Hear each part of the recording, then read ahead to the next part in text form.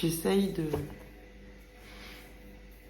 J'essaye d'avoir une tête qui fait pas trop peur, mais je vous avouerai que quand t'es déjà en pyjama, t'as ton poncho là, et que t'es au bout de ta vie après avoir bossé, fait à manger, préparé tes enfants au coucher, les coucher, etc. Enfin bref, tu connais la chanson. Alors, c'est quoi le meilleur cadre? Là, c'est pas mal, non? Je suis au milieu. Ouais, ça va. Bon, on fera avec la tête que j'ai. Alors, c'est parti. Je filme pendant qu'il y a ma machine et la porte est mal fermée. Je reviens. Moi, j'ai la bonne idée de filmer pendant qu'il y a ma machine qui est en route. Bon, j'ai recadré un peu tout ça, même si là je suis comme ça, je préfère parce que moi je suis un peu plus proche et je sais pas pourquoi là j'étais perturbée. En fait, au lieu de vous regarder vous, je regardais mon fauteuil là-bas bref, j'ai recommencé là mon intro puisque ça n'allait pas du tout. Voilà, on recommence. Alors, voilà, j'avais envie de vous expliquer, de partager avec vous mes petites astuces en sachant que tout ne vient pas forcément de moi, que je me suis beaucoup inspirée de ce que j'ai vu sur YouTube. D'ailleurs, j'essaierai de vous lister en barre d'infos les chaînes de youtubeuses qui parlent de budget et qui m'inspirent énormément. Et voilà, bref. Donc, je me suis inspirée de choses ça et là, voilà. Et effectivement, j'ai adapté pas mal de choses à ma sauce, en sachant qu'il y a des manières de faire qui ne correspondent pas du tout à ce que moi je souhaite. Il y a des manières aussi de gérer qui, pour moi, est incompatible avec mon mode de vie. Et ce que je trouve intéressant, c'est que malgré tout, l'idée pour le système des enveloppes, c'est pour moi, enfin voilà, c'est comme ça que je l'ai compris. Le système des enveloppes, c'est vous avez des catégories et l'objectif est de respecter la catégorie, c'est-à-dire le montant attribué à cette catégorie. Chose qu'avant, je ne faisais pas, parce que même si, je vous avais dit, j'avais une pseudo-gestion, exemple, j'avais prévu 200 € de shopping, un exemple, ce 200 € de shopping se transformait en 500, 600, 700, 800 et j'en passe, tu vois, donc en gros, je prévoyais 200 €, je finissais à 800 € de shopping le mois. Émilie, tu déconnes. Mais en tout cas, c'est comme ça que je gérais, hein, c'est la vérité, je vais pas me cacher. Vous savez que voilà, j'étais une ancienne acheteuse compulsive et que ma manière de consommer était extrême, quoi. Shopping, addict, acheteuse compulsive, tu connais la chanson. Donc, du coup, voilà. La méthode des enveloppes veut que vous catégorisez vos dépenses et vous respectez le budget qui est attribué à cette catégorie. Mais bon, on va commencer par le commencement. Cette phrase est extraordinaire.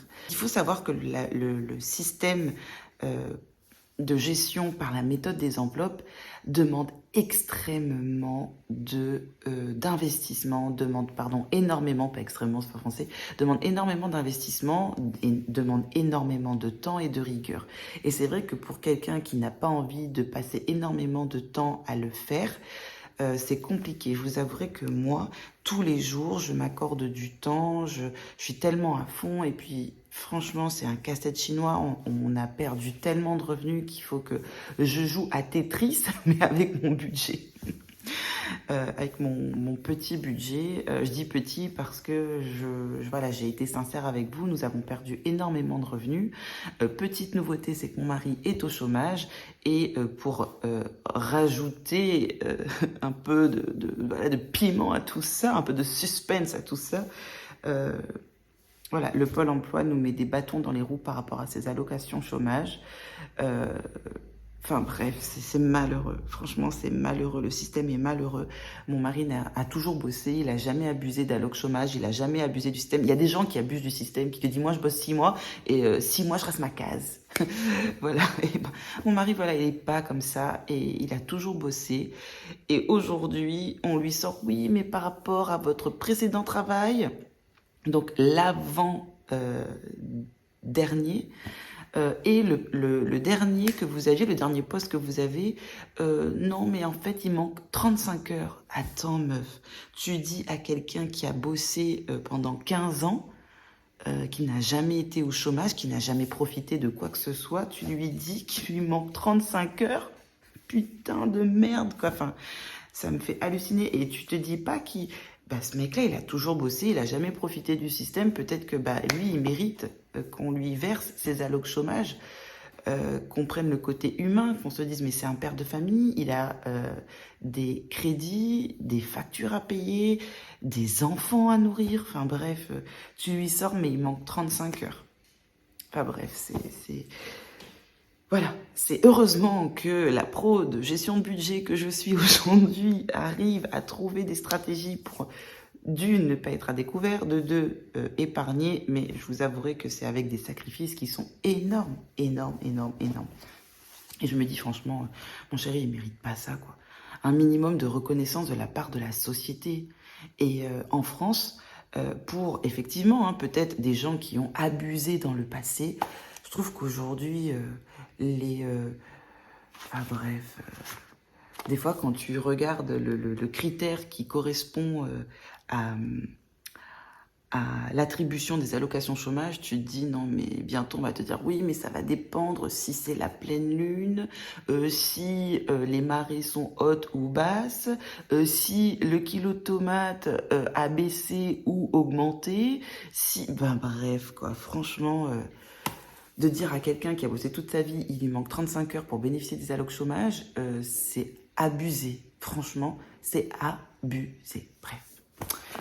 On passe parce que là, je m'étale trop et en plus, je vais devenir méchant puisque ça me fait de la peine, ça me blesse. Et voilà, des fois, la méchanceté, les mauvaises paroles aident à se libérer de cette frustration. Bref, donc... comment j'ai démarré cette méthode? C'est en mettant tout à plat. Au niveau des entrées, donc de vos revenus, que ce soit les salaires, les aides de l'État, ça peut être la CAF, les allocations chômage, ça peut être les pensions suite à un divorce,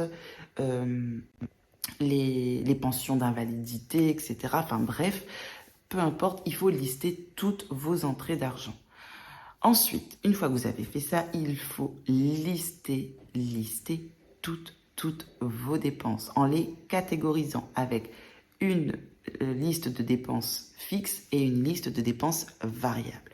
Et moi, un conseil que je vous donne, c'est faites-le à l'année. Pourquoi à l'année? Puisqu'en fonction des mois, nous n'avons pas toujours les mêmes charges. Je vous donne un exemple. Moi, au mois de septembre, je vais avoir les frais bancaires en lien avec le renouvellement de mon abonnement carte bleue qui va passer et c'est une fois dans l'année. Cette somme, je vais devoir la sortir de mon budget, somme qui est assez conséquente puisqu'on est sur 198 € de renouvellement, carte bleue pour monsieur, madame, puisqu'on a un conjoint. Et du coup, si je l'anticipe pas, si je fais que mon budget, par exemple, là on est en mai pour juin, je pense pas que j'ai ça au mois de septembre. Donc d'où l'intérêt vraiment de lister tout ce que vous avez comme charge fixe, comme charge variable, mois par mois. Moi, il y a des fois, il y a des charges qui sautent. Par exemple, pour le périscolaire de ma fille, c'est 10 paiements sur 12 étalés sur... un paiement annuel étalé sur 10 mois. Et du coup, il y a 2 mois où je n'ai pas le périscolaire à payer pour ma fille. Et c'est ce qui fait que ça me permet aussi de savoir qu'il y a tel mois, hop, il y a cette somme qui revient dans mon budget, etc., etc. Donc, d'où l'intérêt de lister vos revenus, et de lister également vos dépenses. Mais pour une première vision globale et pour pouvoir anticiper certaines charges qui ne sont pas forcément présentes tous les mois et ne pas vous retrouver avec un mois galère, du coup un mois où il n'y avait pas cet argent qui était prévu pour les charges qui allaient arriver. Ce que je vous conseille, c'est de vraiment faire un état des lieux mois par mois de ce qui risque de tomber. Vraiment. Il faut le faire, ça prend du temps. Franchement les gars, ça prend des heures parce qu'il faut recompter, penser à tout. Il y a des fois où on oublie des choses, etc. Par exemple, je vous parle là des frais bancaires.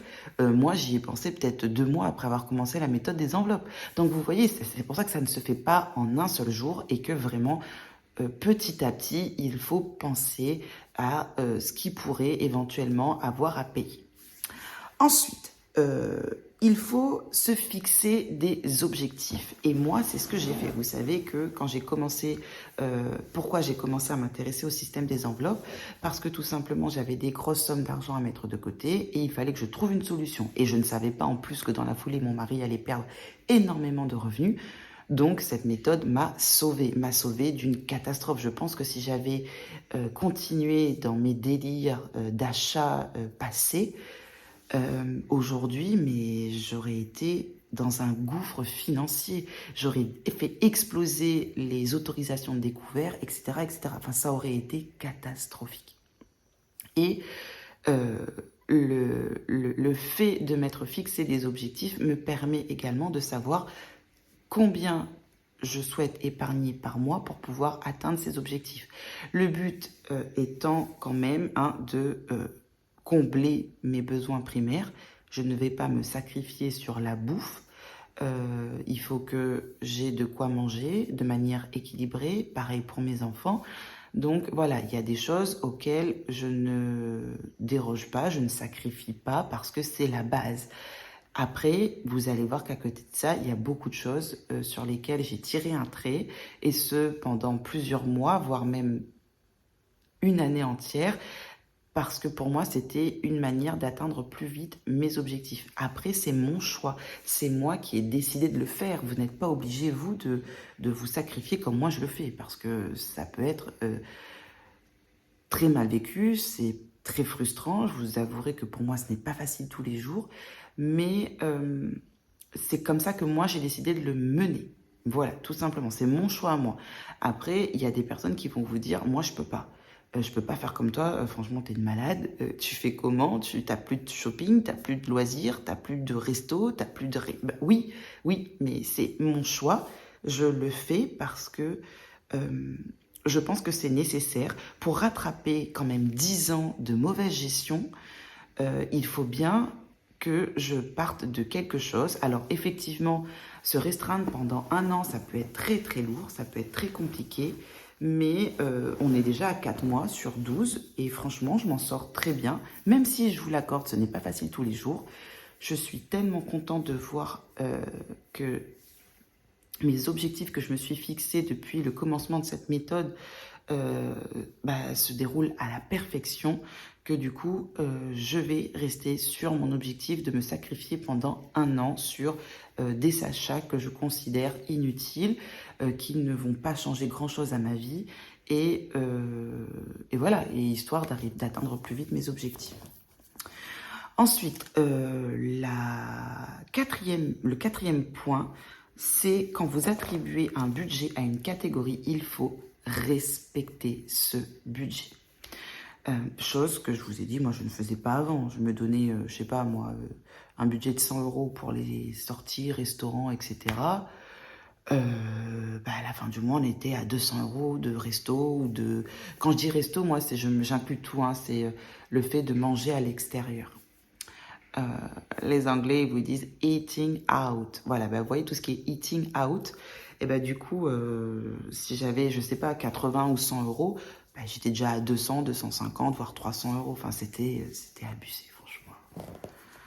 Je reviens, mais de loin, j'étais pas bien. J'avais pas cette notion de cadre. Enfin, je vous en ai parlé dans mon ancienne vidéo, mais le fait que ma banquière me disait, mais votre découvert, utilisez-le parce que vous avez le droit. Voilà, moi, j'ai pris ça pour de l'argent comptant, genre c'était cadeau, c'est à toi, mais non, c'était pas à moi en fait, c'était l'argent de la banque et je payais des frais de bancaire pour ça. Enfin bref. Je m'étale encore.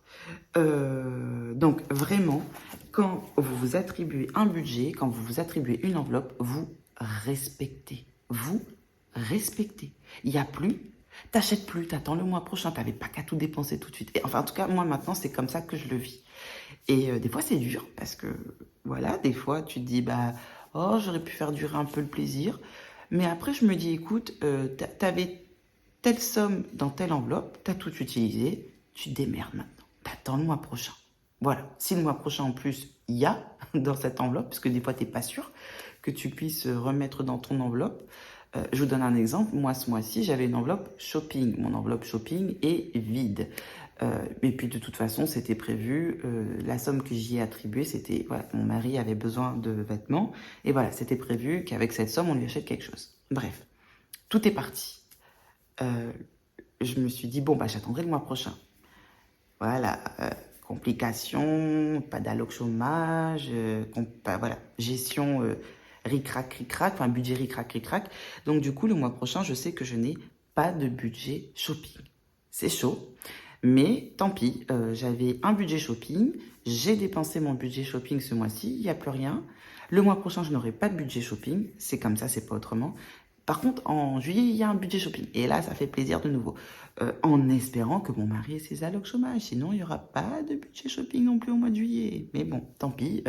En tout cas, je pense que d'ici juillet, je croise les doigts qu'il ait des allocs chômage et je pourrai de nouveau avoir une enveloppe shopping. Mais d'ici là, aujourd'hui, nous sommes le 12 mai. Si jusqu'en juillet, eh ben, j'ai envie d'acheter un truc, bah non, j'attendrai d'avoir les sous, d'avoir une enveloppe, d'avoir des sous dans cette enveloppe. Et c'est comme ça et c'est pas autrement. Voilà, c'est frustrant, hein. Franchement, c'est frustrant. Je vais pas vous dire, oh ça va, ça se passe bien. Non, ça se passe pas bien. Des fois, c'est dur, mais c'est pas grave. Il faut que je rattrape mes conneries parce que vraiment, ça vient de moi. C'est moi qui gérais mal mon budget. Du coup, ben, c'est comme ça, quoi. Tu vois. Et puis, quand il n'y a plus, il n'y a plus. Cinquième point qui m'a aidé à vraiment maîtriser mon budget, et notamment quand je m'attribue quelque chose, c'est le fait que... Enfin, non, c'est pas comme ça que je devrais le dire. C'est comment j'ai réussi à me détacher un peu de ces pulsions d'achat, de ces envies de consommer, etc. Vraiment, ce qui marche le mieux, c'est de faire un état des lieux de ce que vous avez chez vous. Parce que je pense qu'on achète et qu'on n'a pas conscience de ce que l'on possède. On se dit, ah, j'aimerais bien avoir ça, j'aimerais bien avoir ci, etc. Et en fait, mais tout ça, c'est des choses en plus que l'on se rajoute, mais dont on n'a pas forcément besoin, souvent on l'a déjà à la maison. Sauf qu'on veut le dernier modèle, ou on en veut un de plus, et encore un de plus, ou d'une couleur différente, ou d'une marque différente, enfin bref. Mais tout ça, ça ne sert à rien. Surtout quand vous êtes dans une démarche où vous voulez économiser comme la mienne, ça me sert à rien. À quoi me sert d'aller acheter un nouveau sac à main, bordel, si j'ai besoin de mettre des sous de côté et que ce sac à main, à part m'empêcher d'économiser, ne me servira à rien. Et surtout, une fois que je l'aurai eu, franchement, il faut que je sois honnête avec moi-même, au bout de quelques jours, la folie que j'avais en le recevant, en l'achetant, etc., vous voyez, cette adrénaline, ce bien-être, cette dose d'endorphine que vous avez là quand vous achetez, ben elle passe après, elle se fane. Et des fois, c'est au bout juste de quelques heures. Donc, voilà, il faut vraiment prendre conscience de ce que vous avez chez vous et vous allez vous rendre compte qu'au final, eh ben, il vous manque rien du tout et que vous pouvez très bien faire avec ce que vous avez. Je vous avais fait une vidéo sur les 10 choses que je n'achèterai pas pendant un an. On est déjà à 4 mois sur 12. Et ben vraiment, je suis bien. Franchement, je suis très très bien et je suis très contente et je m'y tiens. Toujours pas de fast-food, toujours pas de vêtements pour moi, toujours pas de jouets pour mes enfants. J'avais mis quoi d'autre, toujours pas d'achat de produits de beauté. Bref, franchement, quoi, c'est... Et pour autant, il me manque rien chez moi. Je peux pas dire qu'il y a un truc qui manque à ma vie et qui fait que je suis handicapée au quotidien parce que sans ça, je ne peux pas vivre. Donc voilà, tout ça pour vous dire que quand on est vraiment déterminé, on trouve les solutions.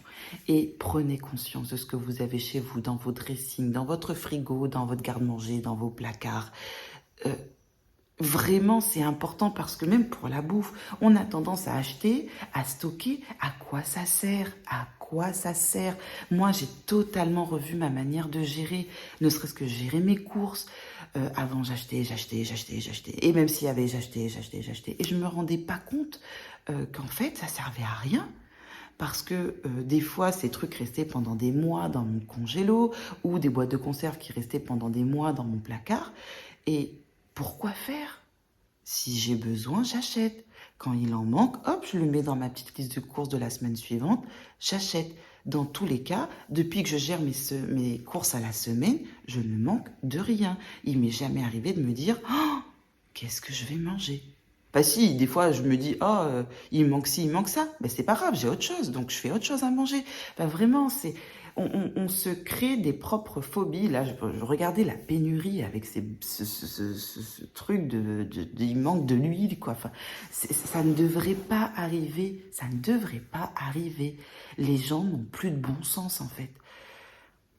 Bon, on va pas débattre là-dessus parce que du coup, sinon, ça va aller loin et on va déborder. Mais vraiment, c'est souvent la peur de manquer. On se jette sur les choses ou le fait de vouloir toujours plus, le dernier modèle, la dernière couleur, le dernier dérivé. Hein, j'ai le sac, mais oh, mais sur ce sac, ils ont rajouté ça et oh, j'aime bien avec ce modèle-ci aussi. Ben, je vais le prendre enfin bref, je fais là un peu la concon là, mais vous voyez ce que je veux dire. En fait, c'est les mobiles d'achat, ils partent de conneries, quoi. Bon, Émilie a dit ça, Émilie, elle était comme ça avant, hein, donc bon. Je ne juge pas les gens, je m'auto-juge moi-même, en fait. J'auto-juge mon ancien fonctionnement qui était pathétique. Sixième point pour moi, qui est très important pour réussir à économiser de l'argent, c'est de rendre votre gestion ludique. Moi, par exemple, ce système d'enveloppe me plaît énormément. Alors, je vous ai dit, je peux pas avoir des grosses sommes d'espèces chez moi parce que ça me stresse, ça m'angoisse. Je ne peux pas. Vraiment, je peux pas. Donc, du coup, regardez, j'ai dans mon classeur format A5 mes faux billets. Et mes faux billets me permettent de visualiser donc toutes les sommes que j'ai sur mes comptes. Voilà. Tout ça, c'est mes faux billets. Des trackers derrière. Hop. Hop. J'ai fait un nouveau système là qui n'est pas pratique. Voilà. Regarde. Tout ça, les gars. Tout ça, c'est sur mes comptes. Mes comptes, mes livrets. Bon, bref, là, tout est en train de tomber. Bref, voilà. Pareil pour mon sac à main. Voici ce que j'ai. J'ai investi une douzaine d'euros sur le site d'AliExpress. Et voilà, donc j'ai fait mon petit truc avec, voilà, mes catégories, etc. Voilà. Je suis très contente, j'adore, je suis fan. Enfin bref, ça me plaît. En sachant que, bon, je ne trimballe pas de grosses sommes d'argent là-dedans, puisque je n'en ai pas des grosses sommes d'argent à dépenser, et de deux, parce que ne serait-ce que le budget course, moi je le gère à 95% par CB, puisque je continue le drive. Et c'est ce qui m'aide à respecter mon budget course, donc vraiment, je le continue, je le trouve très bien, ça fonctionne avec moi en tout cas. Mais voilà, vraiment, ayez des trucs ludiques avec vous. Moi, ça, j'en ai besoin, c'est con, c'est vraiment con. Tu vas me dire, ça change rien à ta vie? Bah si, parce que moi, ça me permet d'avoir quelque chose qui est ludique, qui me plaît, et c'est pour ça que je suis contente d'avoir ce classeur format A5. D'avoir ce petit classeur format A7 dans mon sac à main et d'avoir mon cahier où je note tout à l'intérieur, où je fais mon suivi, etc. Bref, voilà, rendez ce système ludique, faites-vous plaisir, achetez-vous pour commencer un beau cahier, personnalisez-le, un bullet journal. Moi, j'ai pas dépensé des 1000 et des cents, franchement, j'y ai pas mis des centaines d'euros, mais quelques dizaines d'euros juste pour vous faire plaisir. En plus, moi, j'ai des copines d'amour qui, du coup, savez que j'étais à fond dans le système des enveloppes. Ça, par exemple, je l'ai eu, ce classeur format A5 pour mon anniversaire. J'ai même eu un Filofax format A7 que je n'ai pas encore récupéré. Et celui-là, je l'avais commandé depuis le mois de février. Il est arrivé en avril, normal, hein, AliExpress, merci. Bon, apparemment, en fait, c'est que le colis part sur Mars. Et il revient ensuite vers nous. Donc, c'est pour ça que ça prend 2 mois pour faire la Chine jusqu'à la Réunion. Mais voilà, je me suis fait ce petit plaisir à 12 € et en sachant qu'en plus, comme les délais étaient dépassés, je me suis... on me l'a offert ce truc, en fait, le petit classeur A7, je l'ai eu gratos, puisqu'on m'a remboursé les 12 € que j'avais dépensés, donc génial. Bref, vous avez tout votre bonheur sur AliExpress, mais il faut avoir énormément de patience puisque ça prend du temps avant d'arriver. Et pareil, il y en a, elles achètent des carnets. Par exemple, vous avez 2 sœurs, un agenda qui ont sorti un agenda spécial budget. Vous avez sur Amazon plein de choses autour de la gestion de budget comme support, etc. Moi, franchement, j'ai vu une Française qui est expatriée au Canada. Elle avait pris un cahier tout simple avec des petits carreaux comme celui-ci. Elle avait fait son truc, elle avait fait ses petites couleurs. C'est bien ça coûte pas cher, je peux le personnaliser, je mets ce que j'ai envie, etc. Je mets quand même des tableaux avec des entrées, des sorties, variables, fixes, bref, épargne. J'ai fait mes petites jarres là que je remplis et qui me fait, ça me fait plaisir de les colorier, etc. Voilà, tu vois. Donc, bref, il y a moyen de se l'approprier, mais rendez-le ludique pour que ça vous donne envie de vous investir. Ensuite, 7e point, c'est se faire confiance et adapter la méthode à votre propre manière de gérer. Par exemple, j'ai constaté pour 2 ou 3 fois où j'ai fait autrement que mes courses par le drive que ça ne fonctionnait pas avec moi, que du coup, même si je ne dépassais pas le budget, je n'avais pas tout ce que j'avais prévu dans mon caddie. Donc, comment ça marche pour moi? Ce qui est le mieux, c'est de gérer mes courses via le drive de Leclerc. Alors, il y a des limites, c'est que des fois, il n'y a pas tout.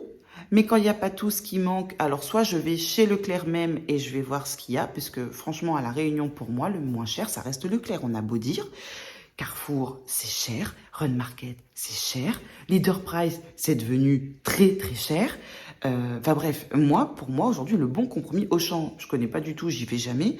Le bon compromis rapport qualité-prix, ça reste quand même Leclerc. Ça, et pour avoir tout testé, faites-moi confiance. Vraiment, comparez les prix Leclerc et autres enseignes, vous allez voir que Leclerc reste moins cher.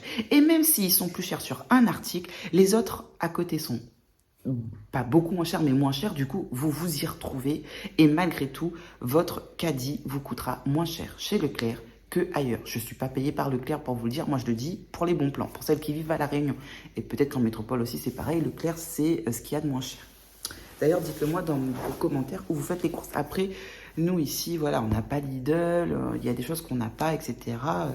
Et tant mieux, par exemple, on n'a pas Action. Mais je pense que tant mieux, parce que j'aurais fait des dégâts chez Action. Et voyez si c'est mieux pour vous de gérer le budget au mois ou à la semaine. Par exemple, pour mes courses, moi, je gère au mois. Pour mes courses, je gère à la semaine. Pour d'autres enveloppes, par exemple shopping, pharmacie, divers, je sais pas moi. Bref, pour la majorité, je gère au mois, sauf pour mon enveloppe shopping, ça ne marche pas au mois, donc je gère à la semaine. Je fais mes courses du vendredi et elles tiennent jusqu'au vendredi d'après. En fin de journée, je récupère mon drive. Donc, mes courses me tiennent de vendredi à vendredi. Et du coup, je gère mes courses à la semaine et ça me va très très bien et j'arrive à respecter mon budget. Donc, c'est parfait et c'est ce qui me correspond le mieux. Donc faites-vous confiance, adaptez les choses, réajustez si ça ne va pas, ne vous focalisez pas sur un tel elle fait comme ça, un tel elle fait comme ça, donc je vais faire pareil. Non, faites comme vous le sentez. Ensuite, 8, donc il faut tenir ses comptes au quotidien ou à la semaine, mais il faut tenir ses comptes. Vous pouvez pas faire vos budgets au mois et après, hop, ciao, on se retrouve le mois prochain. Non, il faut tenir ses comptes. Il faut faire un suivi de vos entrées et de vos dépenses. Et vraiment, tenez vos comptes. Vous ne pouvez pas y aller en vous disant, je fais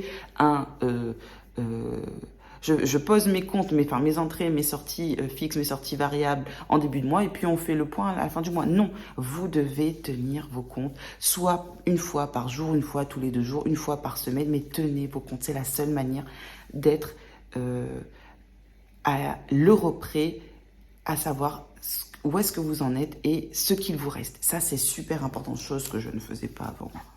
Ou alors, même si je voyais que j'allais bientôt dépasser le budget et que faire même péter le découvert, je m'en fichais. Voilà. Après, comme je vous l'ai dit, gardez tous vos tickets de caisse, ça c'est super important. Ça vous permet, ne serait-ce que visuellement. Vous savez, un truc qui m'a surpris, c'est que quand j'ai commencé la méthode des enveloppes et que ma manière de consommer était divisée par 10, hein, facile, j'avais énormément de tickets. Et je me disais, mais merde, je dépense 10 fois moins qu'avant. Et quand je voyais la tonne de tickets, je me disais, mais c'est dingue. Et ne serait-ce que déjà là, je me disais, mais en fait, j'achète quand même. Même si j'avais 0 enveloppe shopping, 0 enveloppe loisirs, resto, etc., il y avait quand même au taquet des tickets. Donc comme quoi, malgré tout, ça me permettait de me rendre compte que si je dépensais de l'argent, mais je dépensais différemment et voire même intelligemment, tout simplement. Et le dernier point, c'est lister tous vos événements. C'est important. Je vais vous montrer. Moi, je le fais. Plus rien n'a de secret pour moi, les gars. Voilà.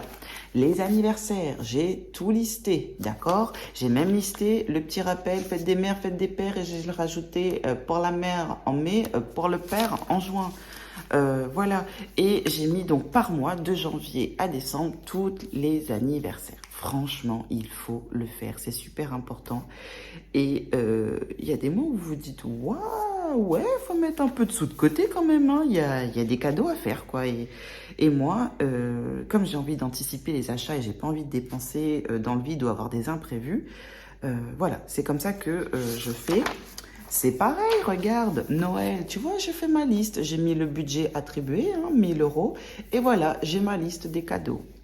Enfin, en tout cas, j'ai ma liste de budget par personne. Il y a des cadeaux à faire.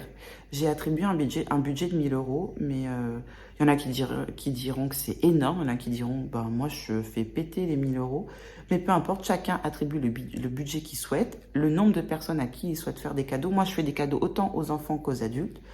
Bon, je n'offre pas à tout le monde, c'est pas possible, mais j'essaie de faire plaisir aux personnes à qui ça me tient à cœur. Donc voilà. Pareil, pour la rentrée, regardez, j'avais mis les 350 € de côté et j'ai listé ce qu'il faut. Les uniformes, les frais de scolarité, il faut que j'achète un imperméable pour ma fille, un dictionnaire, des effets scolaires, un sac à dos, etc., etc. J'ai tout listé. Voilà. Et j'ai la somme qu'il me faut pour ça. Tu vois, lister, c'est bien. Fais-toi plaisir, liste les choses.